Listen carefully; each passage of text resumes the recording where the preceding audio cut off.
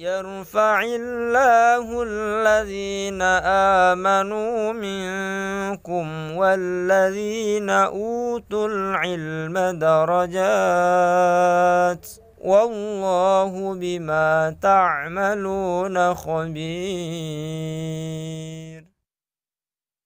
Metode Al-Bidayah, jembatan ngaji kitab kuning untuk para pemula.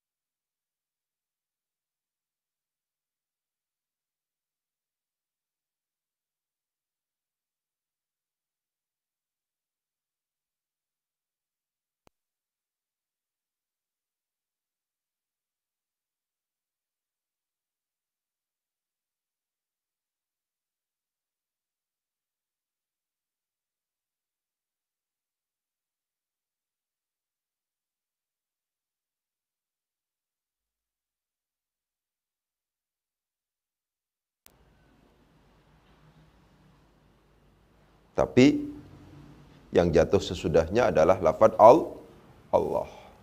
Yang ta'adduban, kita tidak boleh mengatakannya sebagai maf'ulun bihi, karena maf'ul bihi itu konotasinya adalah kalah, begitu ya.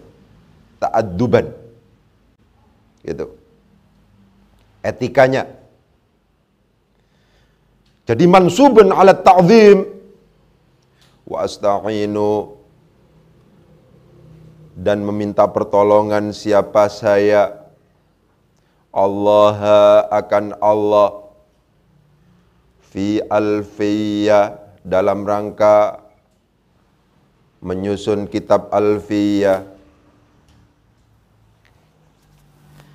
Maqasidun nahwi, yang bermula beberapa tujuan atau maksud materi-materi ilmu nahwu, biha ay fiha, di dalam alfiyah, khabar dari maqasid adalah mahwiyatun, dikumpulkan.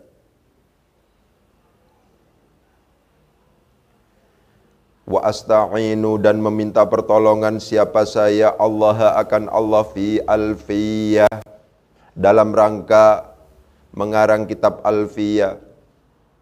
Maqasidun nahwi, yang bermula beberapa tujuan nahwu, yang bermula beberapa maksud nahwu, yang bermula beberapa materi nahwu. Fiha atau biha, di dalam alfiyah adalah mahwiyatun, dikumpulkan. Sekarang kita analisis wa asta'inu. Ya, kita analisis sekarang.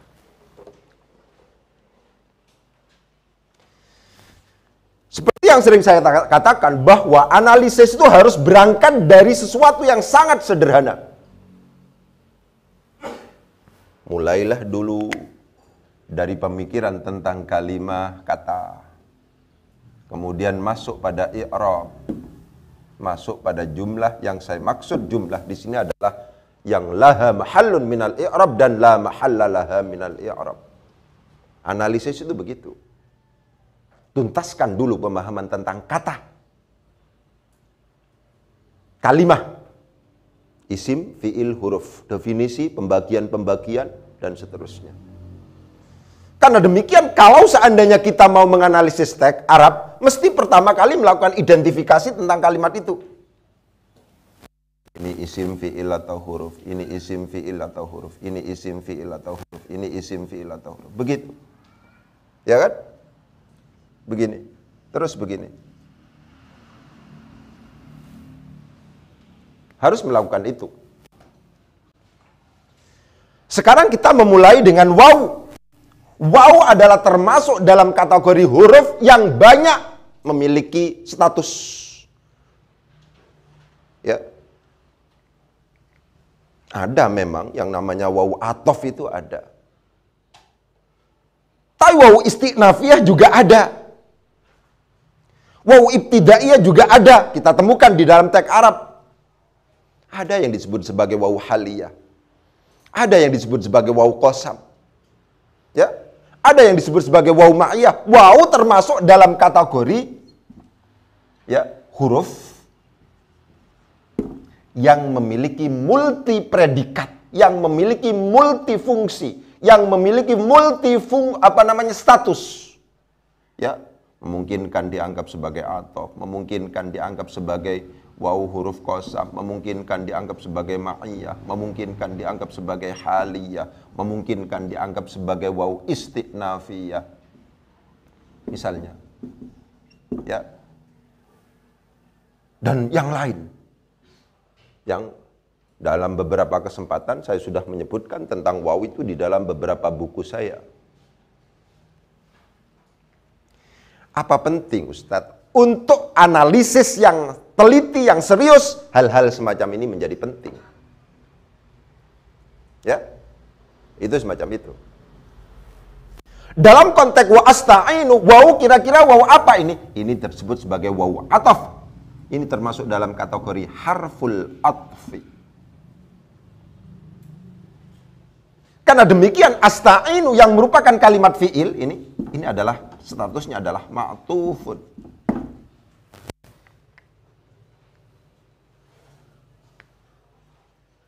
Ya, itu semacam itu. Saya tegaskan. Masalah pengatofan sekarang. Pengatofan itu terjadi dalam konteks kalimat isim, terjadi dalam konteks kalimat fi'il, terjadi dalam konteks kalimat huruf, lengkap.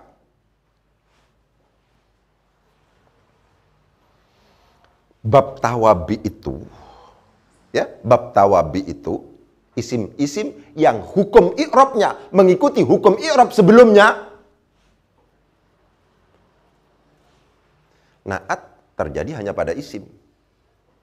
Ya kan? Nggak ada fi'il itu, naat itu tidak ada. Ya, itu semacam itu. Badal secara umum, ya, badal itu secara umum, ya, itu hanya isim. Gitu. Mubdal minhu itu sama-sama isim, secara umum begitu. Ya. Taukid, apalagi kalau seandainya taukid yang dimaksud adalah taukid maknawi yang bi alfadhin ma'lumatin. Ada ainun, ada nafsun, ada kullun, ada ajma'u, dan seterusnya itu. Maka itu jelas isim. Tapi kalau atof, pengatofan itu memungkinkan itu terjadi pada, ya, bab al-atfu itu, atof itu, memungkinkan terjadi dalam konteks isim, memungkinkan terjadi dalam konteks fi'il, memungkinkan terjadi dalam konteks huruf.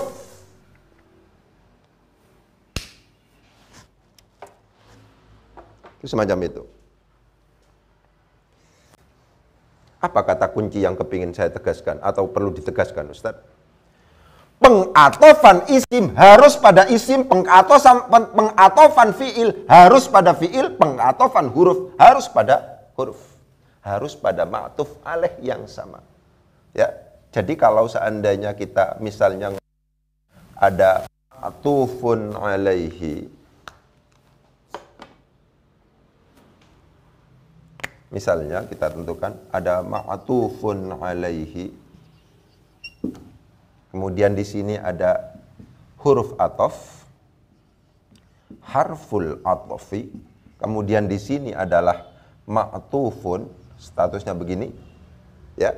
Jadi huruf atof yang jatuh, huruf atof namanya ma'tuf, yang jatuh namanya ma'tufun alaihi. Perhatikan itu.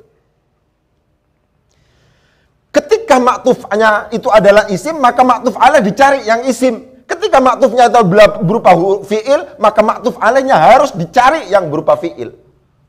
Ketika huruf, juga harus dicari yang berupa huruf. Tidak hanya itu penting untuk kemudian ditegaskan. Sighah dan jenis kata, itu juga harus diperhatikan.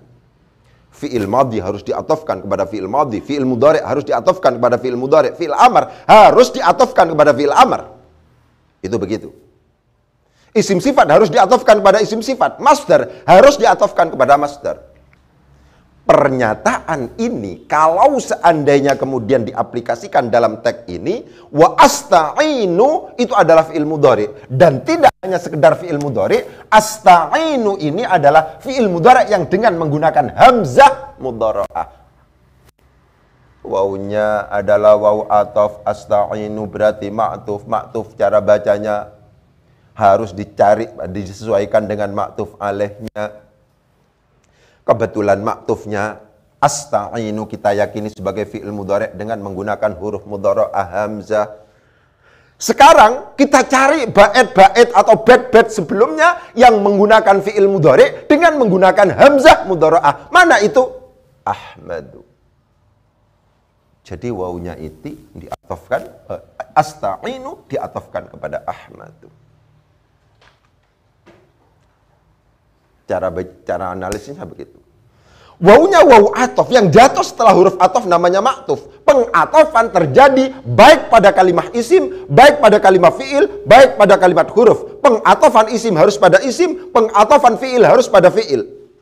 Tidak sekedar itu. Ya, tidak sekedar itu. Dilihat jenis fi'ilnya. Kalau fi'il madhi, cari fi'il madhi. Kalau fi'il mudhari, cari fi'il mudhari. Kalau fi'il amar, cari fi'il amar. Kebetulan asta'inu adalah fi'il mudhari. Dengan menggunakan hamzah mudhara'ah. Karena demikian cari ma'tuf alaih yang berupa fi'il mudhari, khususnya yang dengan menggunakan hamzah mudhara'ah juga. Mana itu? Ahmadu. Jadi status asta'inullaha fi alfiyah, ya, ini sama persis dengan ahmadu rabbillaha khaira maliki. Jadi apa di sini? Jadi maqulu qaulin, jadi maf'ulun bihi dari qala. Maf'ul bih ketika itu punyaan qala, itu namanya maqulu qaulin. Itu semacam itu. Jadi asta'inullaha fi alfiyah itu sama dengan qala Muhammadun huwa ibnu maliki. Itu kan? Maqul qaulin dari qala. Yang pertama, ahmadu rabbillaha khaira maliki. Maqul qaulin yang kedua, wa asta'inullaha fi alfiyah. Asta'inu, memohon pertolongan siapa saya? Allah akan Gusti Allah fi alfiyah, dalam rangka mengarang alfiyah, kitab alfiyah ini. Jadi saya tegaskan bahwa posisi asta'inu di sini karena wawunya termasuk dalam kategori wawu ataf yang jatuh setelah huruf ataf namanya ma'tuf. Ma'tuf cara bacanya disesuaikan dengan ma'tuf alaih. Pengatofan memungkinkan terjadi pada kalimat isim, memungkinkan terjadi pada kalimat fi'il, memungkinkan terjadi pada kalimat huruf.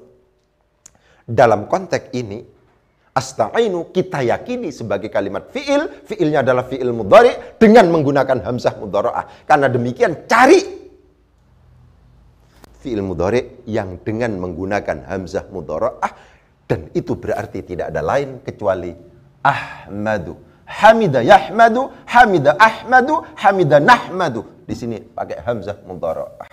Sama persis posisinya antara ahmadu dengan asta'inu. Itu semacam itu. Sama persis posisinya. Wa asta'inullaha fi alfiyah. Begitu. Ya. Kalau seandainya dilanjutkan asta'inu, ya karena ini fi'il mudhari, kebetulan dia mu'rab. Kenapa kok mu'rab ini Ustaz? Asta'inu. Ya kan? Ini fi'il mudhari. Kebetulan mu'rab ini. Kenapa kok disebut sebagai mu'rab? Karena ini tidak dimasuki oleh nun taukid dan nun niswah. Ketika kemudian kita bertemu dengan kalimat fi'il, realitasnya kok kemudian tidak ada nun taukid dan nun niswahnya, itu berhukum mu'rab. Ketika fi'il ini sudah berhukum mu'rab, karena ini adalah fi'il mudhari dan tidak bertemu dengan nun taukid dan nun niswah, maka pertanyaan selanjutnya yang harus dikembangkan adalah, apakah ini dibaca rofa, nasab, atau jazm.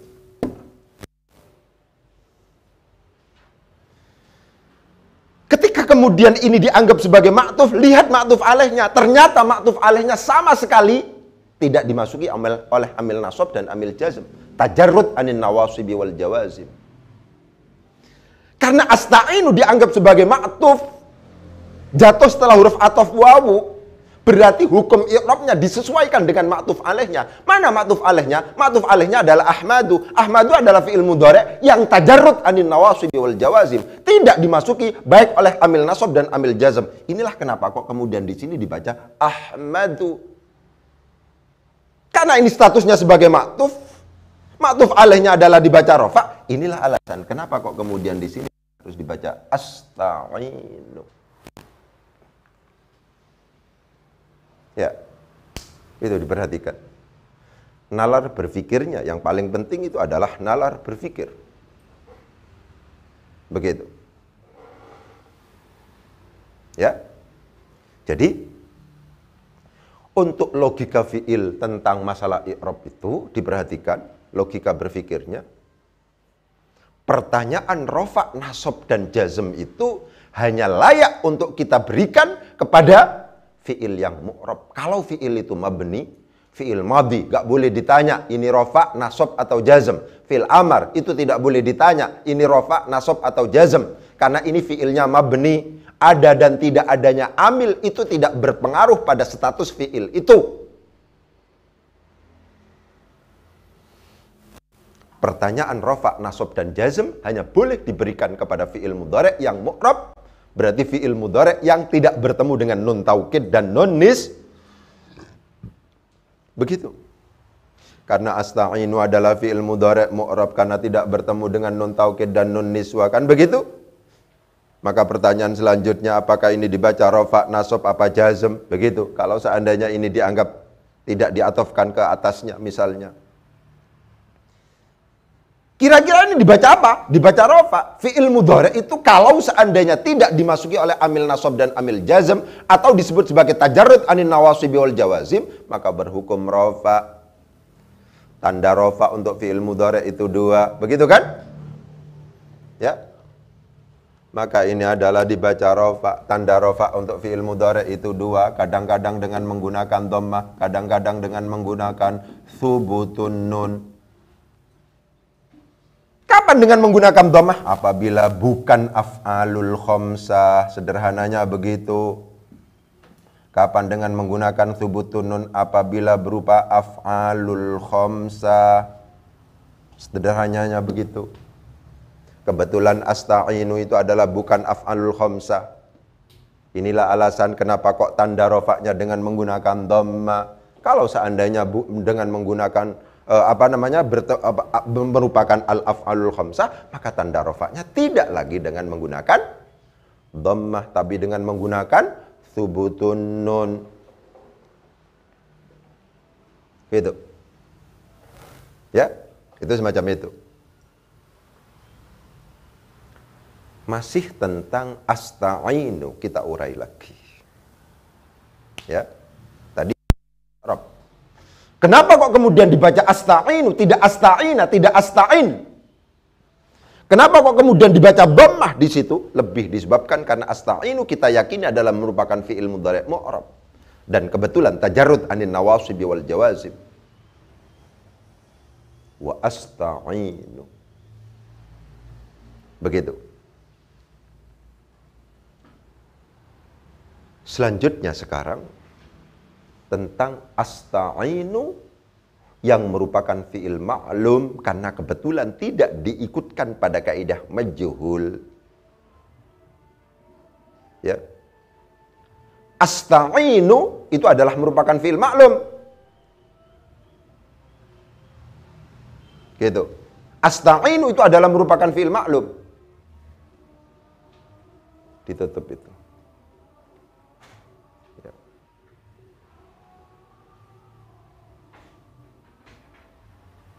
Ya.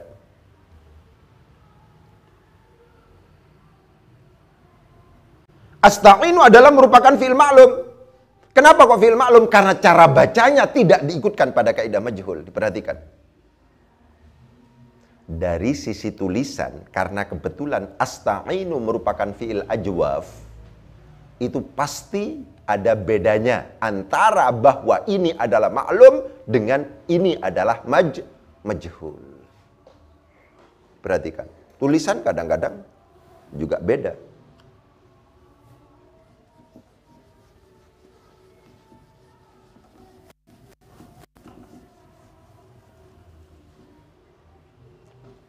Ya. Ini apa bacaannya? Mesti yaqulu. Apa ini? Maklum. Karena tulisannya begini. Kalau majhul, tulisannya beda. Yuqal. Ini apa ini? Statusnya. Ajwaf. Begitu. Ya. Bacaannya. Ini satu bacaan ini. Yabi'u. Karena kalau seandainya majhul tulisannya agak gitu. Yuba'u. Saya katakan. Secara umum, maklum dan majhul itu tergantung bagaimana kita melafadzkan. Ini mau dibaca apa? Silahkan. Mau dibaca yaktubu, silahkan. Yaktubu, silahkan. Mau dibaca yuktabu, juga silahkan. Yuktabu, juga silahkan. Kalau yaktubu berarti karena cara bacanya tidak diikutkan pada kaidah duma awal huwa futiha ma qabla al-akhir. Kalau seandainya yuktabu, itu berarti majhul karena cara bacanya diikutkan pada kaidah duma awal huwa futiha ma qabla al-akhir. Ini secara umum apabila bina yang kita hadapi itu bukan ajwaf, apabila bina yang kita hadapi itu bukan termasuk dalam kategori mahmuz.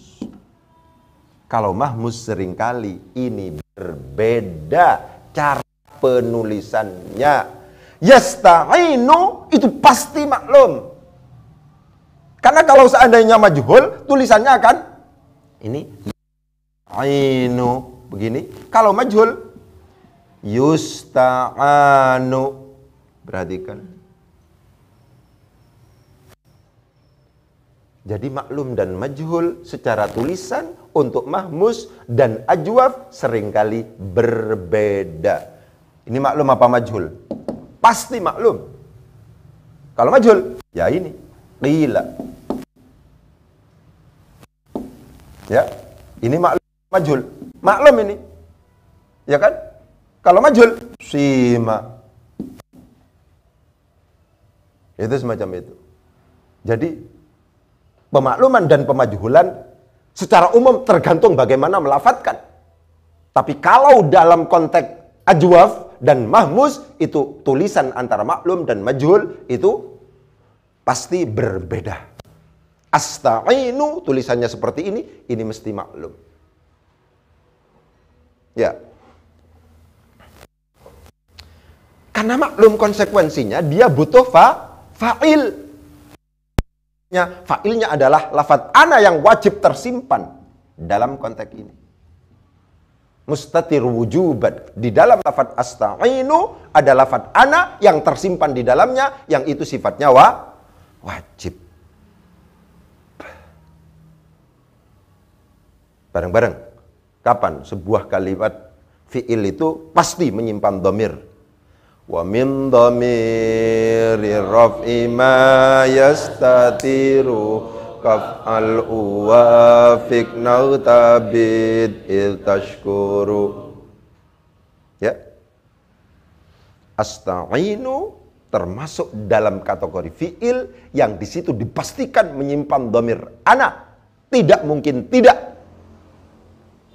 Mustatirnya di situ adalah wujuban. Ya. Apa mustatir wujuban itu, Ustaz? Apa mustatir jawazan itu, Ustaz? Kalau seandainya kita lihat di dalam referensi-referensi yang ada, definisi dari mustatir wujuban itu adalah ma la yahullu mahallahu adh-dhahiru.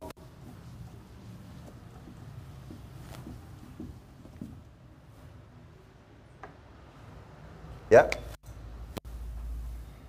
Jadi wajibul istitar maksudnya definisinya adalah ma la yahullu mahallahu adh-dhahiru.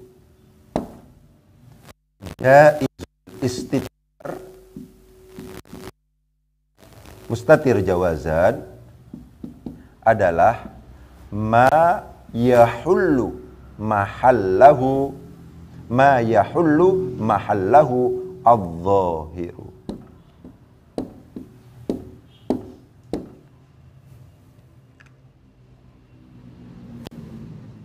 Itu. Mustatir wujuban adalah dhamir yang posisinya tidak memungkinkan digantikan oleh isim dhahir. Posisinya tidak memungkinkan digantikan, ditempati oleh isim dhahir. Tapi kalau jaizul istitar itu adalah ma yahullu mahallahu adh-dhahir. Dhamir yang posisinya memungkinkan digantikan oleh isim dhahir. Dan wajibul istitar itu letaknya pada 4 tempat. Amar mufrad, fi'il mudhari' dengan menggunakan hamzah mudhara'ah, fi'il mudhari' dengan menggunakan nun mudhara'ah, fi'il mudhari' dengan menggunakan ta mudhara'ah yang memiliki fungsi mukhatab. Kalau seandainya saya contohkan misalnya apa namanya? Ad'u ilallah, ini Al-Qur'an, ad'u ilallahi ala basiratin ana wa manittaba'ani. Perhatikan di sini ad'u adalah fi'il mudhari' dengan menggunakan hamzah mudhara'ah, di sini ada lafadz ana. Ya. Meskipun di sini ada ana yang ditampakkan, tapi yang menjadi fa'il dari ad'u tetap ana yang tersimpan di dalam lafaz ad'u. Tetap ad'u dianggap mengandung dhamir ana, tidak bisa digantikan posisinya oleh ana yang didhahirkan. Ma la yahullu mahallahu adh-dhahiru. Ya. Uskun anta wa zaujukal jannata. Di dalam lafaz uskun, nah ini adalah merupakan fi'il amar, ada anta. Tapi setelah itu ada anta. Kalau seandainya ditanya, kira-kira mana fa'il dari uskun? Fa'il dari uskun apakah anta yang tampak ini? Bukan. Fa'il dari uskun adalah anta yang tersimpan. Posisi tersimpan di sini tidak bisa digantikan oleh sesuatu yang tampak. Hullu mahallahu. Sesuatu yang posisinya tidak memungkinkan digantikan oleh sesuatu yang tampak atau isim dhahir misalnya.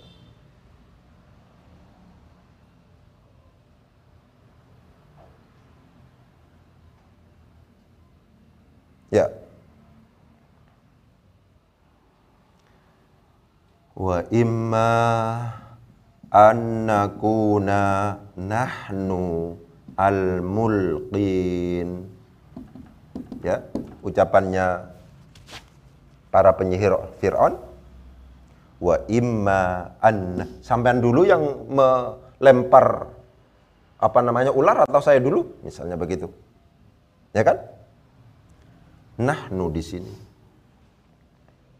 Kalau seandainya kita tahu bahwa nakunu ini adalah merupakan fi'il mudhari', kana yakunu, kana akunu, kana takunu, kana nakunu. Di dalam nakunu ada nahnu. Ya. Kalau seandainya ditanya, isim dari nakunu ini, nahnu ini, apa nahnu yang muncul ini? Nakunu di sini isimnya, kana di sini adalah nahnu yang tersimpan, yang wajib tersimpan di dalamnya. Nahnu yang ada di sini itu hanya sekedar taukid. Anta yang ada di sini hanya sekedar taukid. Ana yang ada di sini hanya sekedar taukid, bukan menjadi fa'il, bukan menjadi fa'il, bukan menjadi isim. Ma la yahullu mahallahu adh-dhahiru. Sesuatu yang posisinya tidak memungkinkan untuk digantikan dengan isim dhahir atau sesuatu yang tampak. Ini mesti tersimpan, mesti tidak tampak. Ma kunta ta'lamuha anta. Di dalam ta'lamu itu ada dhamir anta. Kalau seandainya ditanya, fa'il dari ta'lamu itu mana? Fa'il yang dari ta'lamu itu adalah anta yang tersimpan di dalam lafaz ta'lamu. Loh, anta yang ada di sini yang tampak itu, ini tidak lain hanya sekedar taukid. Apa yang dimaksud dengan dhamir mustatir wujuban itu? Ma la yahullu mahallahu adh-dhahiru. Sesuatu yang posisinya tidak memungkinkan digantikan oleh sesuatu yang tampak atau isim dhahir. Sehingga ana di sini, anta di sini, nahnu di sini, anta di sini tidak lain hanya sekedar taukid, sedangkan yang menjadi fa'ilnya adalah ana yang tersimpan di dalam lafaz ad'u, anta yang tersimpan di dalam lafaz uskun, nahnu yang tersimpan di dalam lafaz nakunu, anta yang tersimpan di dalam ta'lamu. Inilah yang kemudian menjadi maksud dari bait nazam alfiyah bareng-bareng. Wa min dhamiri raf'i ma yastatiru kaf'al uwafik nautabid iltashkuru. Kesimpulannya apa? Di dalam asta'inu ada dhamir ana yang wajib tersimpan. Kenapa kok wajib tersimpan dhamir ana di situ? Karena asta'inu adalah menggunakan fi'il menggunakan hamzah mudhara'ah. Setiap fi'il mudhari' dengan menggunakan hamzah mudhara'ah pasti fa'ilnya berupa ana yang wajib tersimpan di dalamnya. Setiap fi'il mudhari' yang dengan menggunakan nun mudhara'ah pasti fa'ilnya berupa dhamir nahnu yang tersimpan di dalamnya. Setiap fi'il amar mufrad, ya, itu pasti fa'ilnya adalah anta yang tersimpan di dalamnya. Setiap fi'il mudhari' dengan menggunakan tak mudhara'ah yang memiliki fungsi mukhatab, itu pasti fa'ilnya adalah anta yang tersimpan di dalamnya. Kesimpulannya seperti itu. Selanjutnya asta'inu itu adalah merupakan fi'il muta'addi, karena demikian dia butuh maf'ulun bihi. Mana maf'ul bihnya? Allah, yang karena lafaz Allah tidak boleh secara etika kita sebut sebagai maf'ul bih. Ini namanya mansubun ala ta'zim. Wa asta'inullaha fi alfiyah.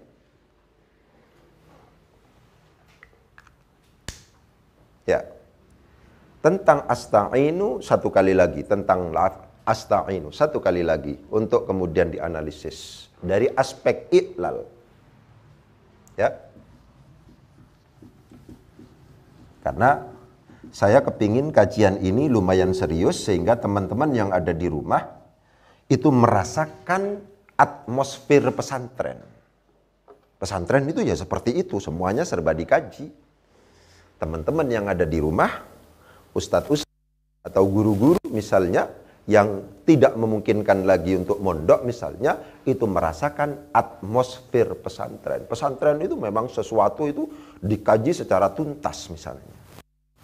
Ya. Ini dalam konteks ajwaf yang mazid itu ada masalah. Dari aspek iklalnya ada masalah. Kalau seandainya kita tanya misalnya, ista'ana itu mengikuti wazan apa misalnya? Ista'ana mengikuti wazan istaf'ala. 1, 2, 3, 4, 5, 6. 1, 2, 3, 4, 5, 6. Sudah? Istaf'ala, ista'ana. Rumus umum, logika umum, logika sing enak. Logika umum i'lal itu adalah seperti ini.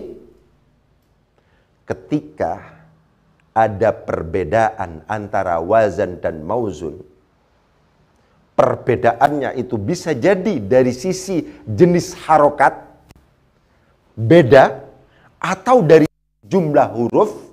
Ketika terdapat perbedaan antara wazan dan mauzun, ini namanya al-waznu, ini namanya al-mauzun. Ya. Ketika terjadinya ini namanya timbangan, ini yang ditimbang. Logika sederhananya adalah yang ditimbang itu harus sama persis dengan timbangannya.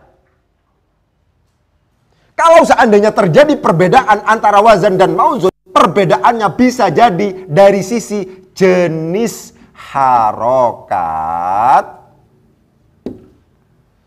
atau juga bisa dari sisi jumlah huruf. Perhatikan, ini logika umumnya, logika atau nalar umum i'lal itu begitu. Ketika terjadi perbedaan antara wazan dan mauzun, perbedaan bisa jadi dari aspek jenis harokat, bisa jadi dari jumlah huruf. Yakinlah ketika terjadi perbedaan itu, maka di situ namanya proses i'lal. Kita ketahui atau tidak kita ketahui. Dari sisi jumlah huruf, 1, 2, 3, 4, 5, 6. 1, 2, 3, 4, 5, 6. Tidak ada perbedaan antara ista'ana dengan istaf'ala. Dari sisi jenis harokat misalnya. Kasroh di sini, kasroh di sini. Sudah benar. Di sini sukun, di sini juga sukun. Juga benar. Di sini fathah, di sini fathah. Juga benar. Di sini sukun, fathah. Sudah berbeda ini. Ya. Ketika terjadi perbedaan antara wazan dan mauzun, baik perbedaan itu dari jenis harokat atau jumlah huruf, maka yakinlah panjenengan, jenengan ngerti prosesnya atau tidak, maka pasti di situ sudah ada yang namanya proses i'lal. Saya tegaskan, nalar berpikir umumnya. Ya. Jadi ketika terjadi perbedaan antara wazan dan mauzun, wazannya istaf'ala. Mauzunnya adalah ista'ana. Terjadi perbedaan dari sisi apa? Bisa jadi dari jenis harokat atau bisa jadi dari sisi jumlah huruf.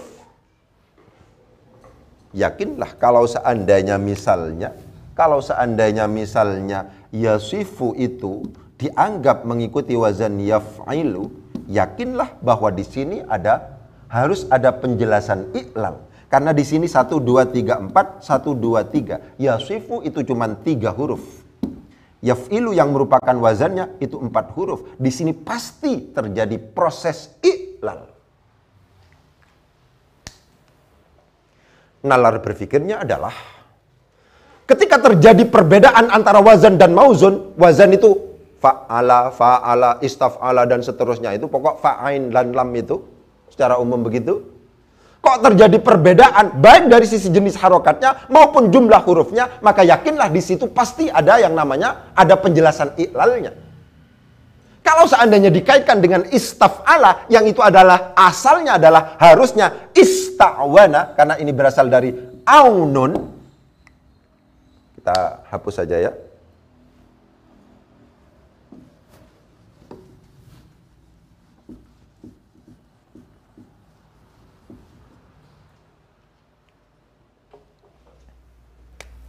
Ista'ana itu asalnya adalah ista'wana. Ini berasal dari aunun mujarradnya. Ista'wana. Kalau ista'wana sama persis dengan wazan. Karena istaf'ala. Kasroh. Sukun. Fathah. Sukun. Fathah. Persis sama. Ya kan? Tapi ketika dipersis samakan, ista'wana, bacaannya ista'wana bermasalah. Kenapa kok bermasalah? Wawu itu adalah merupakan, di sini adalah merupakan huruf ilat. Ini adalah huruf ilat. Ya. Ini adalah merupakan harful illati. Ini. Ya. Dan berharokat. Ain itu adalah harfus sahih. Dan ini sukun. Nggak masuk akal ini. Yang berpenyakit lebih berhak mati dibandingkan yang sehat. Kan begitu. Ya. Yang berpenyakit itu lebih berhak disukun dibandingkan dengan yang sahih. Kalau seandainya ista'wana itu dibaca ista'wana, ada masalah. Kenapa? Wawu yang merupakan huruf ilat itu justru berharokat, ain yang merupakan huruf sahih itu justru sukun.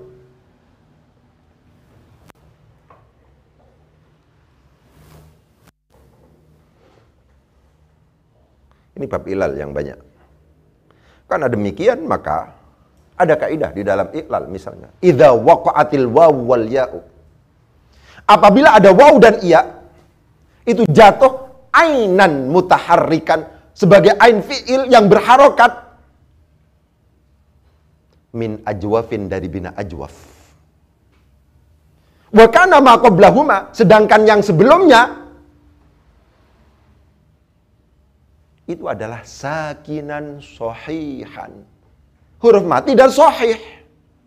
Gimana kalau seandainya ada realitas semacam itu?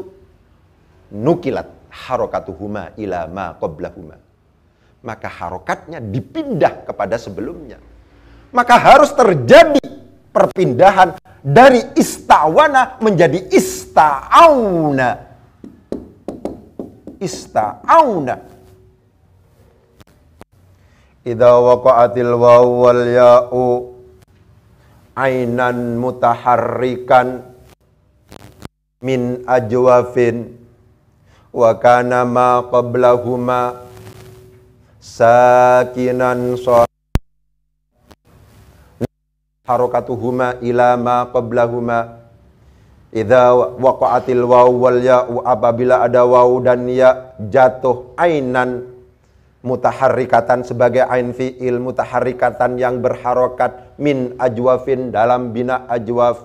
Wa kana ma qablahuma, sedangkan yang sebelumnya itu adalah sakinan merupakan huruf yang disukun sohihan dan sohih. Gimana kalau seandainya ada realitas semacam itu? Nukilat harokatuhuma ila ma qablahuma, maka harokat keduanya waw dan ya itu harus dipindah kepada sebelumnya. Ada pertukaran harokat sehingga dari ista'wana menjadi ista'auna. Ista'wana menjadi ista'auna setelah dipindah. Ista'auna. Ketika ista'auna menjadi tidak cocok lagi. Kenapa? Karena di sini wawu. Padahal di sini harokatnya fathah. Fathah itu gandengannya alif. Inilah yang kemudian disebut sebagai berubah menjadi ista'ana. Pun juga demikian dengan yasta'winu. Yasta'inu itu asalnya adalah yasta'winu. Sama dengan tadi ada wawu berharokat. Ini adalah bina ajwaf. Sedangkan sebelumnya itu adalah sukun. Ya kan? Begitu. Maka ini ada realitas semacam ini, harus ada perpindahan harokat dari yasta'winu menjadi yasta'ibnu. Yasta'ibnu. Begitu. Setelah itu baru kemudian harokat ain menjadi kasroh itu harus disesuaikan dengan wawunya. Inilah alasan kenapa kok kemudian wawu berubah menjadi ya. Karena pasangannya kasroh itu adalah ya. Akhirnya yasta'ibnu menjadi yasta'inu. Wa asta'inu sudah selesai. Wa asta'inullaha fi alfiyah. Idza waqa'atil waw wal ya'u, apabila ada waw dan ya jatuh ainan mutaharrikan sebagai ain fi'il yang berharokat min ajwafin dari ajwaf, dari bina ajwaf, wa kana ma qablahuma, sedangkan huruf sebelumnya itu adalah sakinan mati sohihan dan sohih. Nukilat harokatuhuma ila ma qablahuma, maka harokat keduanya itu harus dipindah kepada yang sebelumnya. Ista'wana menjadi ista'auna menjadi ista'ana. Yasta'winu menjadi yasta'inu menjadi yasta'inu. Asta'inu. Itu bab i'lal. Jadi kalau seandainya kita mau serius, apalagi kemudian sampean kepingin ngajari orang misalnya, tidak hanya sekedar membaca misalnya, proses-proses begitu itu harus dihafal. Ya. Oke, lanjutnya sekarang. Bareng-bareng. Wa asta'inullaha fi alfiyah maqasidun nahwi biha mahwiyah. Lagi. Wa asta'inullaha fi alfiyah maqasidun nahwi biha mahwiyah. Satu kali lagi. Wa asta'inullaha fi alfiyah maqasidun nahwi biha mahwiyah. Wa asta'inu dan memohon pertolongan siapa saya Ibnu Malik, Allah akan Gusti Allah fi alfiyah dalam mengarang kitab alfiyah maqasidu yang bermula maksud dari ilmu nahwu biha ay fiha. Ini tentang ma'ani huruf jar. Bi jangan selalu diterjemahkan dengan, memungkinkan diterjemahkan dengan yang lain, di antaranya bi makna fi. Paling sulit itu. Ya. Tentang ma'ani hurufil jarri itu paling sulit itu. Ya. Tentang makna-makna huruf jar itu memang bukan untuk pemula. Itu paling sulit itu. Tapi bukan berarti tidak bisa ditundukkan. Yang paling penting seperti yang sering saya katakan, ilmu itu berpihak pada mereka yang total. Totalitas itu menjadi kata kunci kalau seandainya sampean kepingin jadi ilmuwan. Siapapun panjenengan, apakah putranya kiai atau bukan putranya kiai, ya kalau malas pasti tidak pinter. Itu sederhana begitu. Ya, tumbang sampean kalau jadi putranya kiai kok kemudian malas, tumbang sampean. Ya, siapa yang akan berguru kepada orang yang tidak pinter? Ya, oleh sebab itu totalitas itu menjadi penting. Al-ilmu la yu'tika ba'dahu hatta tu'tiyahu kullaka. Al-ilmu utawi ilmu iku la yu'ti ora bakal maringi sapa apa ilmu ka ing sira. Maf'ul bih dari la yu'ti yang kedua. ba'dahu ing sebagiane ilmu hatta tu'tiya sehingga maringi sapa sira hu ing ilmu kullaka ing sekabehane sira. Al ilmu bermula ilmu adalah la yu'ti tidak akan memberikan apa ilmu ka akan kamu ba'dahu akan sebagiannya ilmu hatta tu'tiya sehingga kamu memberikan hu kepada ilmu kullaka seluruhnya kamu, totalitas kamu. Kata kuncinya adalah totalitas. Oleh sebab itu, saya mohon kepada teman-teman yang ada dari jauh, apalagi ya, ada Mas Ajid, ada Mas Iyang, ada Mas Rio, ada Mas Indra, macam-macam. Dari jauh, dari Jawa Barat, dari Lampung, macam-macam itu, tolong untuk kemudian totalitas itu menjadi kata kunci. Ya, totalitas itu menjadi kata kunci. Gitu. Ya. Maqasidun nahwi biha mahwiyah. Maqasid itu adalah merupakan bentuk jamak dari maqsidun. Maqasidu. Bentuk jamak.